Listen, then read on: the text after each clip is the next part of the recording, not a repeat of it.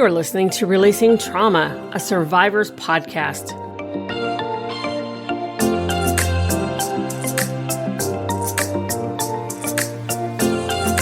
And now here's your host, Tracy Osborne. Hey, everybody, welcome back to the show. Today, we are going to be talking about what happens when trauma leads to transformation. And I know for a lot of people, especially if you're listening and you're going through trauma right now and you're thinking, this is going to turn me into something, it does. It really does. Trauma does tend to change us, but how it changes us and how it shapes us is actually really kind of up to us. So with me today is Dr. Steve Taylor.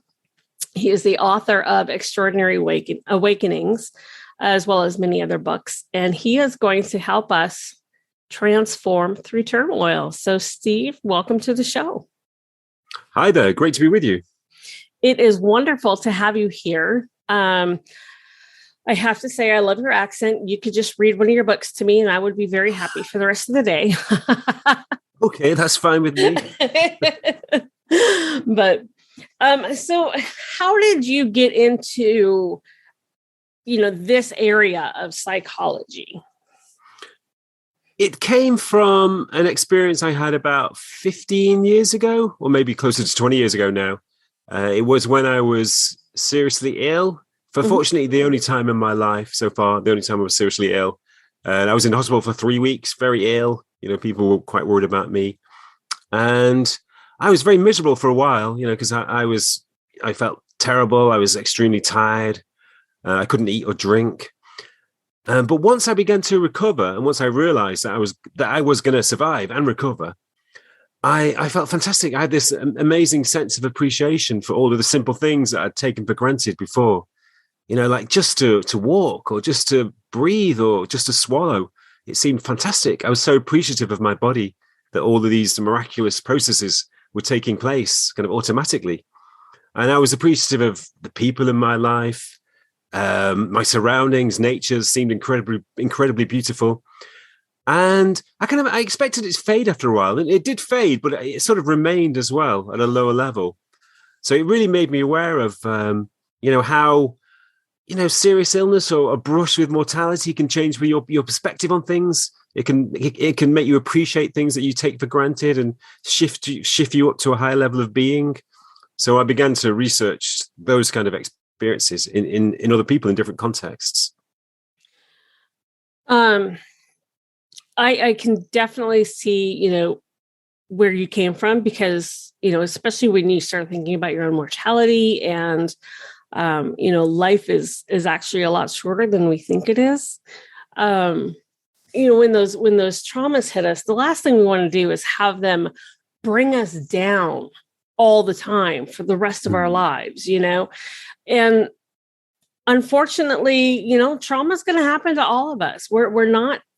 Nobody's immune. I mean, look at the global pandemic. We're all kind of in a global trauma right now.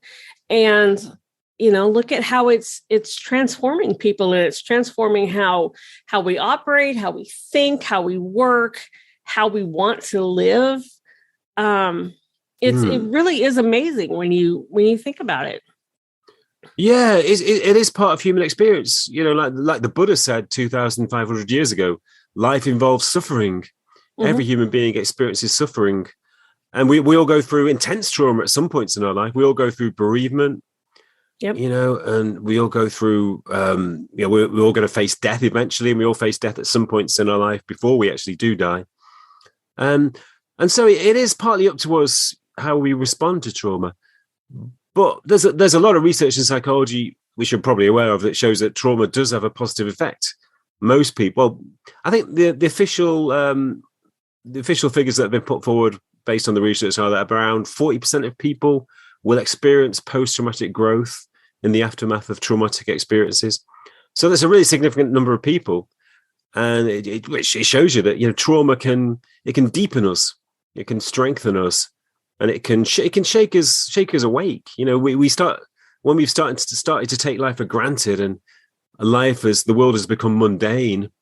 trauma can, it can shake us into a different perspective, into seeing things in a more authentic and a more inspiring way. Absolutely. And I have met so many people who have taken their trauma and it has changed them immensely.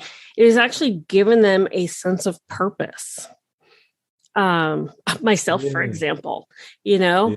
when I had the loss of my husband 3 years ago, that is when I decided to follow the path of trauma, becoming a certified trauma recovery coach, and doing this podcast and some of the other stuff that I'm doing. I don't know that I would be down this path if he hadn't passed away. No, that's very common. I think it's normal for human beings to take life for granted and to feel comfortable and safe and secure.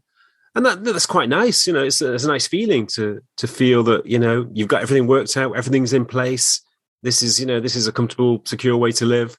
Yeah. But when you live like that, you don't really tap into the full resources of your being. You live on the surface of your being. But when a crisis or a challenge comes along, it disrupts the surface of your life like an earthquake. It throws everything into disarray, and you feel disorientated.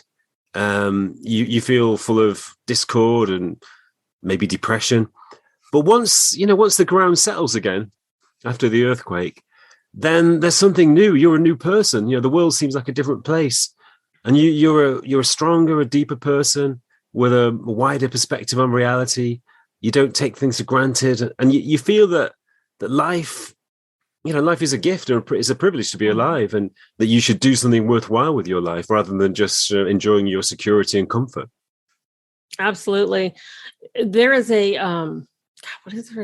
there's a saying that I heard a long time ago, and I'm going to totally botch it because I don't remember it exactly, but the premise of it is, instead of saying you only live once, you actually only die once. You live every day from the day you're born until the day you die. And, so we have a fresh beginning every single day. And what we do with that, how we embrace that, and how we approach that is completely up to us. Yeah, that's true. We always live in the present, and the present endlessly renews itself. So in a sense, to be alive is to be free, because you are always free in the present moment. You are not defined by the past. You are not defined by the future. You're only defined by how you feel and what you are and what you do in the present. And every present moment is like an amnesty from the past. Because you don't have to carry the present you don't have to carry the past into the present. You can just let it go. You can just leave it where it is, and you can just think, wow, I'm alive in this present moment, and my life is rich, and it can be rich, and it can be fulfilling in the present moment. I think a lot of people, I found in my research that a lot of people after they undergo what I call transformation through turmoil, they actually do become more present centered. They do care less about the future and less about the past. They do realize that all you have is the present moment. And, life is really about making the present moment as fulfilling as possible. Absolutely. I know for me, I used to live in the past. I was constantly, trying to reclaim my past or repeating past patterns, thinking about past relationships and just, whatever it was. I was always in the past. And I was always like, well, if I could make my future look more like, some of the things in my past. And I forgot to live in the present for a long time. And, when Mark died, that really did shake me up, and it woke me up to, this is all we have is right now, this second. The next minute, the next hour are not a guarantee. Yeah. I found in my research that a lot of people remark on how real the world seems to them now. Mm-hmm. I remember a woman who features in one of my previous books. She was diagnosed with cancer, and rather than it being a kind of terrible blow, or just a terrible blow. It was a terrible blow, but as well as it being a terrible blow, it was also a kind of liberation because she suddenly realized that life is temporary and precious, and it never really occurred to her before. So she decided that, the doctor said she maybe had 1 year, 18 months left to live. So she decided that she was going to live that year to the fullest. And she wrote down a list of all the things she'd never done but wanted to do, like go paragliding and go to Paris on her own and things like that. Yeah. But also, she said that she started to write poetry for the first time. Which had never even occurred to her before. And her poetry is based on how beautiful nature seemed to her now. She said things like, she'd never realized how beautiful the leaves on a tree were. She'd never realized how beautiful the stars in the sky were because she'd never really looked at them before. Mm-hmm. And that's all about presence. If you're in the present, the world becomes a much richer and more beautiful place. Absolutely, it does.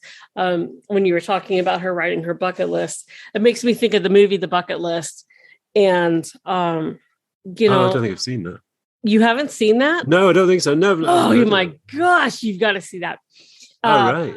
Oh yeah, it's Jack Nicholson and Morgan Freeman, and they're both dying. And Jack Nicholson's like, well, I'm going to go accomplish everything that's on my bucket list. And he drags Morgan Freeman along, and they go and they do things and experience things on each other's bucket lists. And, the last 6 months or year of their life is just absolutely probably the most fulfilled it's ever been. And, and it's amazing, but it's sad that we wait until we're dying to do that. I know. I mean, the best outcome, another woman I interviewed who was in my new book called Irene, and she was also diagnosed with cancer. And she had a similar experience where she became suddenly aware of how precious life was and how wonderful it was to be alive in this present moment. But she was incredibly lucky that her cancer went into remission, but she retained the heightened awareness for years afterwards, So she was incredibly lucky that she actually woke up, but had years afterwards to relish her new perspective on reality. That's the best outcome. Yeah, absolutely. Absolutely. And there's a country song. It's one of my favorite songs called Live Like You Were Dying. And that's the same thing it's, a guy finds out he's dying and, the other guy says, well, what'd you do? And he said, well, I went skydiving. I went Rocky Mountain climbing. I rode bulls and all of this. And he said, and I hope you get the chance to live like you're dying. And and that's exactly what, and I don't know how we keep getting on the whole thing about dying, but maybe that's where this conversation needed to go. But the whole premise of the song is enjoy life now, because tomorrow is just not guaranteed. And, so those traumas that we go through, those topsy-turvy moments, they're temporary. And I know that, I know listeners, you're probably going, yeah, okay, well, it wasn't very temporary when I was raped. You know what? It wasn't temporary when I was either, but, I eventually was able to let it go and not let it control me and not let it define me. That's right. So that's what I mean when I say, trauma is only temporary. Yeah. Well, one interesting thing I found in my research was I interviewed a lot of ex-soldiers, a lot of veterans, who went through a great deal of trauma, and they suffered from PTSD for many years afterwards. I'm thinking of one guy in particular. He went through terrible PTSD, and he became an alcoholic to deal with his trauma. Yeah, and but about 10 years afterwards, somebody gave him a book about Buddhism. And he'd had an experience on the battlefield years before where he suddenly felt a sense of liberation when he was facing the chance that he might die on the battlefield. He suddenly felt liberated and incredibly euphoric. So he realized that somehow that feeling was connected to spirituality in some way. So he began to be interested in Buddhism, and he went to a Buddhist meditation session. And he suddenly realized during the meditation session that he wasn't the person who was thinking, that he was actually the person who observes his thoughts. So suddenly he realized he wasn't actually defined by his traumatic memories or his traumatic feelings. He realized there was something inside him which was beyond that. and which could observe it rather than being immersed in it. And that was the beginning of a kind of liberation. That was how he began to overcome his trauma, by realizing that the trauma was caused by memories and thoughts, which triggered feelings. Mm-hmm. And that if he sort of stood back from the thoughts in a meditative way, he would just allow them to pass by without affecting him. And eventually the thoughts began to fade away, and he began to be free of his PTSD. Yeah, absolutely. And I think, and I am no expert, but this is my own personal opinion. But I think, for so many of us, whether, veterans or whatever, who have that PTSD or the complex PTSD, we're stuck in our traumas and we're stuck in our past. And that's why we carry that PTSD with us and we still have those triggers, I think, is because we still haven't let go of whatever it was that happened to us. Yeah, I think that's true. I mean, it's incredibly difficult without support and therapy. Oh, but, yeah. I'm not saying it's a journey. But I think, I think it's definitely possible. I think meditation is a great way of doing it. Mm-hmm. Just because it creates a space between you and your thoughts, and it makes you more present. It creates a space between you and the past. Yeah. And journaling too. Sorry? Journaling as well. Yeah, that's right. And it encourages you to face up to your painful feelings as well. A lot of trauma is actually caused by refusing to acknowledge the past or avoiding the past. But if you can be encouraged to face up to your painful inner feelings and accept them, then that's part of the process of becoming free of them. And once you do sort of enter into your own being and begin to explore your own being, as you do in meditation, you begin to feel at home there, and you feel a kind of an inner strength that comes from deep inside you. So that all helps as well. Absolutely. The inner strength piece, you find that inner peace and inner calm, and you no longer feel like you're living 24/7 in chaos. That's right. Yeah. I found that with prisoners too. I did some research on spiritual awakening or transformation in prisoners. And, the environment in prison is very, obviously very chaotic, very turbulent, yes, very aggressive. And it's the kind of like, it's the least likely place where you think that spiritual transformation would occur. But I actually found that, it's not uncommon in prison. I'm not talking about religion. It's not religious in any sense. No. I'm talking about when people in prison, because the environment is so chaotic and turbulent, they're kind of forced to go inside, because that's the only place where you can find any kind of contentment or peace is inside. It's not outside, so you have to go inside. So a lot of prisoners, also because they have a lot of free time, they begin to explore their own being. Some prisoners learn to meditate spontaneously just by turning inside and exploring their own inner space.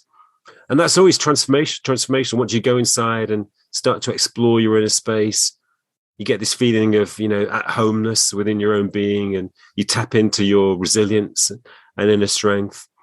So, yeah, that's one of the reasons why prison or incarceration can be a transformational experience.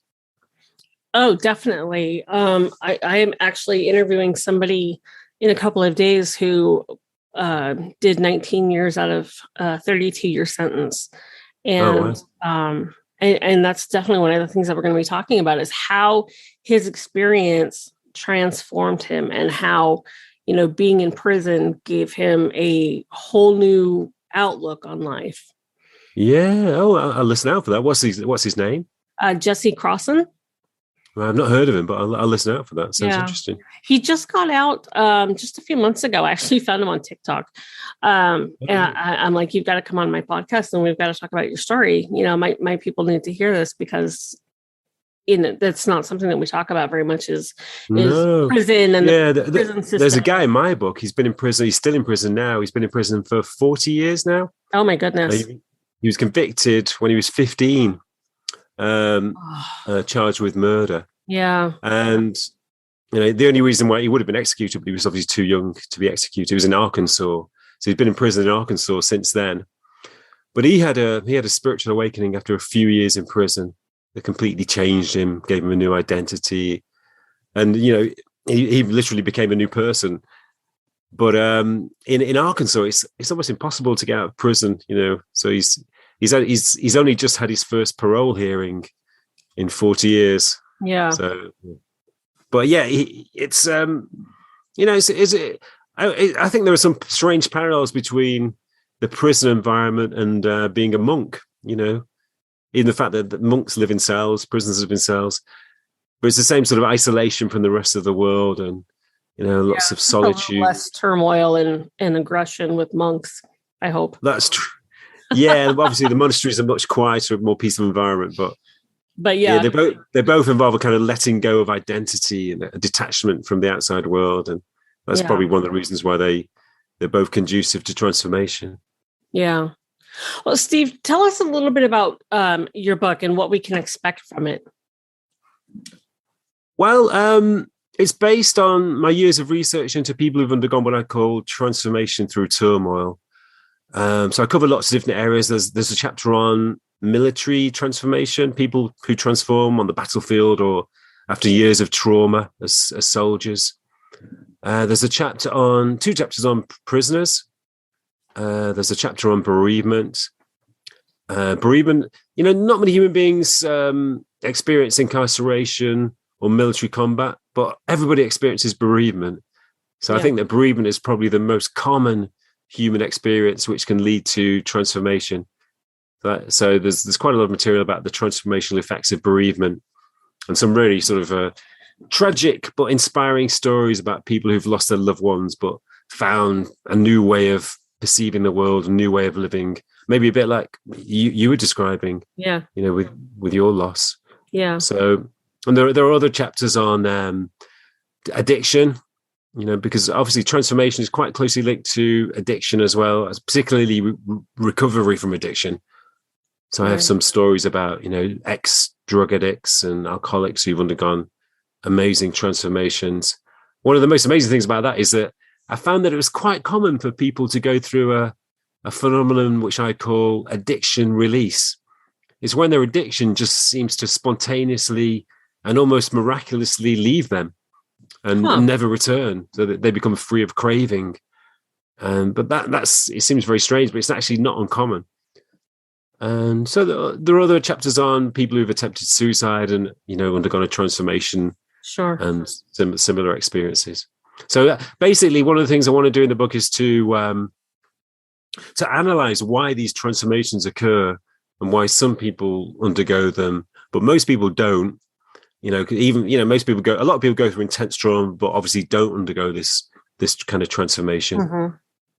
And finally, and I have a couple of chapters on what we can learn from these transformations and how we can apply the principles of these transformations in our lives without actually going through intense suffering. Because obviously we don't have to go through intense trauma and suffering to undergo spiritual development. Fortunately, we can do it in a more kind of stable and positive way.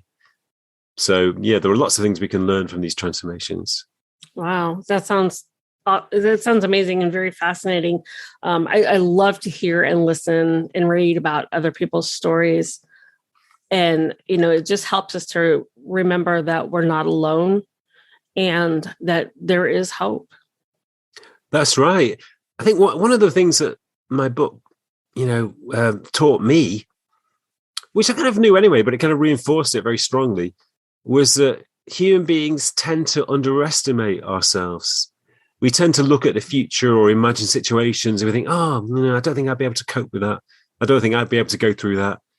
But in reality, when we're faced with crises and challenges, we almost always rise to the occasion. We always find resilience inside us to enable us to overcome the challenge. And, I found, even in cases of really extreme suffering, for example, I did some research about people who lived in the gulags in Soviet Russia and also the concentration camps in Nazi Germany. Mm-hmm. And even in situations of extreme deprivation, of disease and hunger and freezing temperatures and really barbarous treatment by other people, people would undergo they would find resilience inside them. They would find strength and energy inside them to cope with the situations. Some people would undergo a kind of spiritual transformation in those conditions. So, we are much, much stronger than we normally believe. There are massive reserves of resilience inside us, which we don't normally have access to. Very true. Very true. Well, Steve, thank you so much for coming on and talking with us today. And this has just been a wonderful conversation. So thank you. Thank you, Tracy. Yeah, I've really enjoyed it. So it's been really nice speaking to you. Great. Listeners, you know the drill. I will have all of Steve's contact information, the link to his website, his book, and all of that good stuff over in the show notes. Just go to releasingtraumapodcast.com and pull up Steve's episode, and everything will be there, easy for you to find. So thank you as always for listening. We'll talk to you in the next show. Thanks for tuning in. Be sure you hit subscribe on your favorite podcast platform so you don't miss a show. Be sure to check us out on our new socials on Facebook, Twitter, and Instagram.